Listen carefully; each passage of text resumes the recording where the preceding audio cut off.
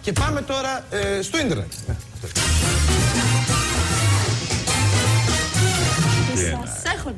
Τι μας έχεις.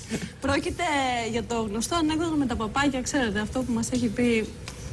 Τα παπάκια, δεν χρειάζεται να πεις τίποτα. Το μυθικό ανέκδοτο παπάκια. Βρέθηκε λοιπόν αυτός ο τρελός αλλά πολύ δημιουργικός τύπος, ο οποίος έχει φτιάξει ένα πολύ ωραίο βίντεο. Ο Ζόντιακ. Ο Ζόντιακ, εσύ το είδες? Έφυγε για να μην το δω. Εσύ το είδες, πες την αλήθεια. Εγώ το είδα. Εγώ το είδα. Ο τύπος δεν είναι με τα καλά. Δηλαδή του βγάζω το καπέλο πραγματικά. Πρέπει να έχει σκοτωθεί στο μοντάζ. Έχει πάρει τα παπάκια και τις αντιδράσεις μας με εκείνο το ανέκδοτο.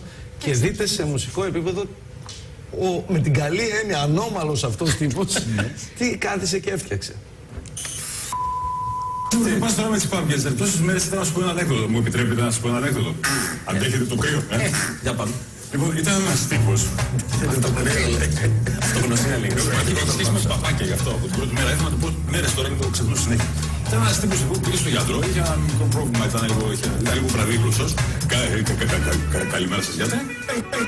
Σου λέει, το πηγαίνω στα πρόβλημα αγρότης. Σου λέει, θα μας καλά τα ανέκδοτα.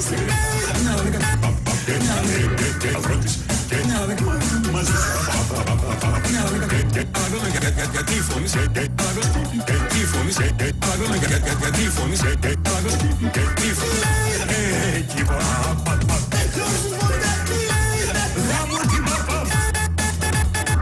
τα παπάκια κάνουν παπά τα παπάκια κάνουν παπά τα παπάκια κάνουν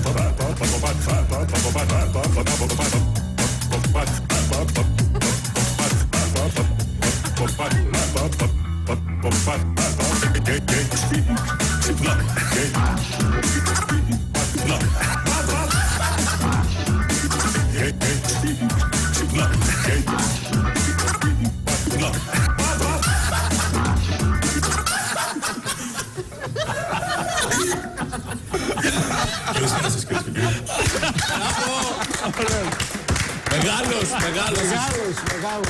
Να σε καλά.